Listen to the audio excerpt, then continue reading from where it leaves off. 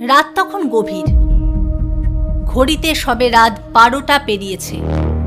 পাঞ্জাবের অমৃতসর শহরে লক্ষ লক্ষ মানুষ ঘুমিয়ে আছে, কিন্তু স্বর্ণ মন্দিরের চারদিকে জেগে আছে হাজার হাজার সেনা, ট্যাঙ্ক, গাড়ি, হেলিকপ্টার, রাইফেল হাতে কমান্ডো। আর ভেতরে শিখ ধর্মের সবচেয়ে পবিত্র তীর্থস্থানে বসে আছে এক বিতর্কিত ধর্মীয় নেতা এবং তার শত শত সশস্ত্র অনুসারী। সেটা ছিল 1984 সালের 5ই জুন। ভারতের প্রধানমন্ত্রী ইন্দিরা গান্ধী সিদ্ধান্ত নিয়েছেন, যাই হোক না কেন আজ রাতে এই সমস্যার সমাধান হবে। কিন্তু যা ঘটল সেই রাতে তার ক্ষত এখনো শুকায়নি। এই একটা সিদ্ধান্ত বদলে দিয়েছিল ভারতের ইতিহাসের গতিপথ। কয়েক মাসের মধ্যে মারা যাবেন স্বয়ং ইন্দিরা গান্ধী নিজেই, তার নিজের দেহরক্ষীদের গুলিতে। এটাই হলো অপারেশন ব্লু স্টারের গল্প। কিন্তু কিভাবে শুরু হয়েছিল এই সংকট? গল্পটা বুঝতে হলে একটু পেছনে যেতে হবে। 1947 সালে দেশভাগের পর পাঞ্জাব প্রদেশটা ভাগ হয়ে যায়। একটা বড় অংশ চলে যায় পাকিস্তানে, বাকিটা থাকে ভারতে।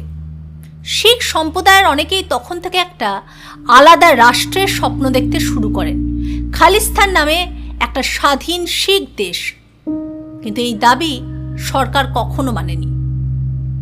1970-এর দশকে আকালি দল নামে একটি শিখ রাজনৈতিক দল পাঞ্জাবের জন্য বেশি স্বায়ত্তশাসনের দাবি তোলে।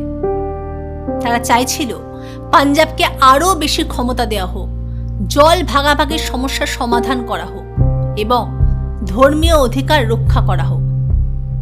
এই পরিস্থিতিতে মঞ্চে আসেন এক তরুণ বাগ্মী ধর্মীয় নেতা জর্নেল সিং ভিন্দালওয়ালে। কিন্তু কে ছিলেন এই মানুষটা? ভিন্দালওয়ালে জন্মেছিলেন একটি গরিব কৃষক পরিবারে। ছোট থেকেই ধর্মের প্রতি গভীর আগ্রহ। একটা ধর্মীয় মিশনারি প্রতিষ্ঠানে পড়াশুনো করে বড় হয়েছেন।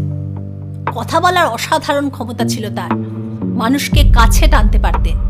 শিখ যুবকদের কাছে তিনি হয়ে উঠলেন এক জ্বলন্ত প্রতীক। এখন একটু কূটনৈতিক দিক থেকে বলি। অনেক ঐতিহাসিক মনে করেন ইন্দিরা গান্ধীর দল কংগ্রেস নিজেরাই শুরুতে ভিন্দালওয়ালেকে সমর্থন দিয়েছিল। উদ্দেশ্য পাঞ্জাবে প্রধান বিরোধী দল আকালি দলকে দুর্বল করতে, রাজনীতির খুঁটি। কিন্তু সেই খুঁটি হাত থেকে বেরিয়ে গেল। ভিন্দালওয়ালে আর শুধু ধর্মীয় নেতা রইলেন না, তার অনুসারীরা সশস্ত্র হতে শুরু করলো। বিভিন্ন কাণ্ড ঘটতে লাগলো পাঞ্জাবে। হিন্দু নেতা, নিরীহ মানুষ, পুলিশ অফিসার, কেউ রেহাই পাচ্ছে না। পাঞ্জাব তখন ধীরে ধীরে একটা রক্তাক্ত যুদ্ধক্ষেত্রে পরিণত হচ্ছে। 1983 সালে ভিন্দালওয়ালে তার সশস্ত্র দল নিয়ে ঢুকে পড়লেন অমৃতসরের হর মন্দির সাহেব, যাকে আমরা স্বর্ণ মন্দির বলে চিনি। এটা শিখদের সবচেয়ে পবিত্র তীর্থস্থান। এখানে প্রতিদিন হাজার হাজার তীর্থযাত্রী আসেন। এই জায়গাকে ঘাঁটি বানিয়ে ফেলা মানে সরকারের জন্য অ্যাকশন নেওয়া সরাসরি কঠিন হয়ে পড়ল।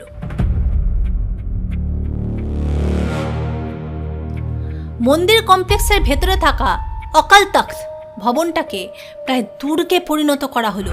মেশিন গান বসানো হলো, বাংকার তৈরি হলো, অস্ত্রের গুদাম তৈরি হলো। বাইরের দুনিয়া থেকে ভেতরে অস্ত্র আসছে, লোক আসছে, কিন্তু সরকার সরাসরি ঢুকতে পারছে না, কারণ এটা একটা ধর্মীয় স্থান। ঢুকলেই ধর্মানুভূতিতে আঘাত লাগবে। ইন্দিরা গান্ধী দিনের পর দিন অপেক্ষা করলেন, আলোচনার চেষ্টা হলো, কিন্তু কিছুই কাজ করল না। পাঞ্জাবে হিংসা বেড়েই চলেছে। একদিন ট্রেনে হিন্দু যাত্রীদের নামিয়ে গুলি করা হলো, শুধু কারণ তারা হিন্দু। এরপর আর বসে থাকা সম্ভব নয়। 1984 সালের মে মাসের শেষ দিকে সিদ্ধান্ত চূড়ান্ত হলো। ভারতীয় সেনাবাহিনীর জেনারেল অরুণ শ্রীধর বৈদ্যকে দেওয়া হলো অপারেশনের দায়িত্ব। লেফটেন্যান্ট জেনারেল কুলদীপ সিং ব্রার সরাসরি মাঠ পর্যায়ে নেতৃত্ব দেবেন। পুরো পাঞ্জাব কার্যত বন্ধ করে দেওয়া হলো, কারফিউ জারি হলো, বিদেশি সাংবাদিকদের বের করে দেওয়া হলো, ফোন লাইন কাটা হলো। মানুষ বাইরে যেতে পারছে না, ভেতরে আসতে পারছে না। আর অপারেশনের নাম রাখা হলো ব্লু স্টার। পরিকল্পনা ছিল রাতের অন্ধকারে দ্রুত ঢুকে ভিন্না নোয়ালকে গ্রেপ্তার বা নিহত করে অপারেশন শেষ করা। মনে করা হয়েছিল কয়েক ঘন্টার মধ্যেই কাজ শেষ হবে, কিন্তু ভেতরে যা ছিল তার জন্য সেনাবাহিনী প্রস্তুত ছিল না। 5 জুন 1984 রাত 10টার দিকে শুরু হলো অপারেশন।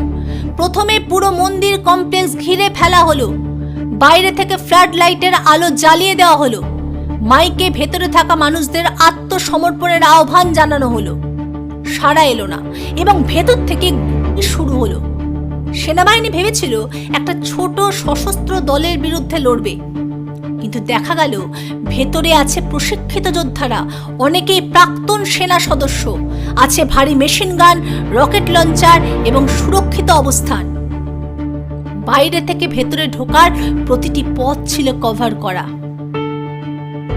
সেনারা ঢোকার চেষ্টা করছে আর ভেতর থেকে লুটিয়ে পড়ছে। রাত থেকে ভোর হয়ে গেল, যুদ্ধ থামল না। 6 জুন সকালে সিদ্ধান্ত নেওয়া হলো আর কোনো বিকল্প নেই, ট্যাঙ্ক ঢোকাতে হবে। ভারতীয় সেনার ভিলেজার ট্যাঙ্ক ঢুকলো স্বর্ণ মন্দিরের প্রাঙ্গণে। এটা ছিল একটা অভূতপূর্ব ঘটনা। শিখদের সবচেয়ে পবিত্র জায়গায় সামরিক ট্যাঙ্ক। অকাল তখ্ত ভবনটা, যেখানে ভিন্না নোয়ালে এবং তার মূল যোদ্ধারা ছিল, সেটাকে লক্ষ্য করে গোলাবর্ষণ শুরু হলো। ভবনটা আধা ধ্বংস হয়ে গেল। দুপুরের মধ্যে ভিন্না নোয়ালে নিহত হলেন। বিকেলের মধ্যে প্রতিরোধ ভেঙে পড়ল আর জয় হলো ইন্ডিয়ান আর্মির।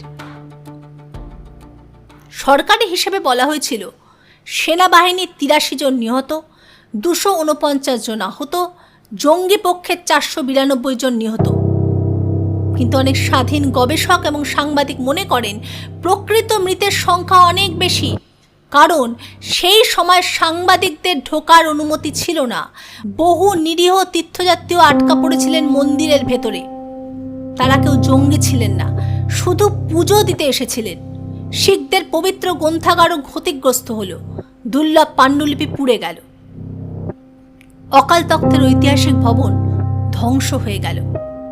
তাই অপারেশন ব্লু স্টারের পর শিখ সম্প্রদায় গভীর ক্ষোভে ফেটে পড়ল। তারা ভিন্না নোয়ালকে সমর্থন করুক বা না করুক, স্বর্ণ মন্দিরের সামরিক অভিযান তাদের ধর্মীয় অনুভূতিতে গভীর আঘাত দিয়েছিল। সেনাবাহিনীর বহু শিখ সৈনিক বিদ্রোহ করলেন, কেউ কেউ ইউনিট ছেড়ে পালিয়ে গেলেন, কেউ আত্মহত্যা করলেন। বিদেশে থাকা শিখ ডায়াসপোরার মধ্যে ক্রোধের ঢেউ উঠল। আর ঘরের ভেতরে ইন্দিরা গান্ধীর নিজের দেহরক্ষী বাহিনীতেও চলছিল ক্রোধের আগুন। আর পরিণতি অপারেশন ব্লু স্টারের মাত্র 5 মাস পরে, মানে 31 অক্টোবর 1984 সাল সকালবেলা, ইন্দিরা গান্ধী তার দিল্লির বাসভবনের বাগানের পথ ধরে হাঁটছেন। হঠাৎ তার 2 দেহরক্ষী সতবন্ত সিং এবং বেয়ান্ত সিং পয়েন্ট ব্ল্যাক রেঞ্জ থেকে গুলি করলেন। ইন্দিরা গান্ধী মাটিতে লুটিয়ে পড়লেন। 2 দেহরক্ষী ছিলেন শিখ। তারা অপারেশন ব্লু স্টারের প্রতিশোধ নিলেন। ইন্দিরার মৃত্যুর পর দিল্লি এবং ভারতের বিভিন্ন শহরে শিখ বিরোধী দাঙ্গা ছড়িয়ে পড়ল। সেই দাঙ্গায় প্রাণ হারালেন প্রায় 3000 শিখ মানুষ। একটা সিদ্ধান্ত, একটা অপারেশন, এবং তার ফলাফল হয়ে দাঁড়ালো দগ্ধ একটা দেশ। বিতর্ক, এই সিদ্ধান্ত কি আদৌ সঠিক ছিল? এই প্রশ্নের উত্তর আজও বিতর্কিত। একদিকে যুক্তি হলো পাঞ্জাবে যে সন্ত্রাস চলছিল তা থামাতে হতো। ভিন্না নোয়ালে সত্যিকারের বিপদ ছিলেন, সরকারের হাতে বেশি বিকল্প ছিল না। অন্যদিকে যুক্তি হলো অপারেশনের পরিকল্পনা অত্যন্ত দুর্বল ছিল, ভেতরের শক্তি সম্পর্কে গোয়েন্দা তথ্য ভুল ছিল, পবিত্র জায়গায় ট্যাঙ্ক ঢোকানো যে দীর্ঘমেয়াদী ক্ষতি করবে সেটা ভাবা হয়নি। আরও একটি বড় প্রশ্ন আছে, শুরুতে যদি কংগ্রেস নিজেরাই ভিন্না নোয়ালকে ব্যবহার না করত, তাহলে কি আদৌ এই পরিস্থিতি তৈরি হতো? রাজনীতির যে গুটি নিজের জন্য চালা হয়, সেই গুটি কখনো কখনো নিজেকেই গিলে খায়। অপারেশন ব্লু স্টারের 4 দশক পেরিয়ে গেছে। অকাল তখ্ত পুনর্নির্মিত হয়েছে, স্বর্ণ মন্দির আবার শান্তির জায়গা। কিন্তু খালিস্তান আন্দোলনের ছাই আজও পুরোপুরি ঠান্ডা হয়নি। বিদেশে, বিশেষত কানাডা এবং ব্রিটেনের শিখ ডায়াসপোরার একটি অংশ এখনও এই আন্দোলনের সাথে যুক্ত। ভারত কানাডার সম্পর্কে সম্প্রতি এই ইস্যু আবার উঠে এসেছে। ইতিহাসের ক্ষত এভাবেই থাকে, দেখা যায় না, কিন্তু মাঝে মাঝে হঠাৎ চলে ওঠে। অপারেশন ব্লু স্টার শুধু একটি সামরিক অভিযানের গল্প নয়, এটা একটা রাষ্ট্রের সংকটের গল্প, একটি সম্প্রদায়ের বেদনার গল্প, ক্ষমতার লোভে নিজের হাতে তৈরি করা বিপদের গল্প এবং পবিত্রতার বিরুদ্ধে বুটের গল্প।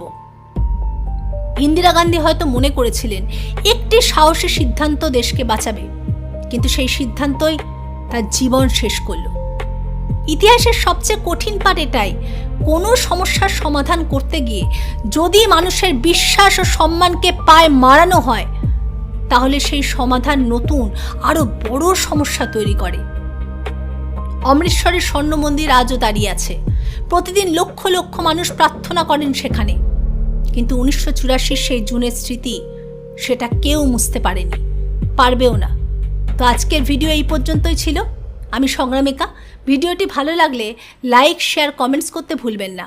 আর এই ধরনের অজানা ইতিহাস জানতে চ্যানেলটি আজই সাবস্ক্রাইব করে দিন। দেখা হবে অন্য কোনো ভিডিওতে। ভালো থাকবেন। ধন্যবাদ।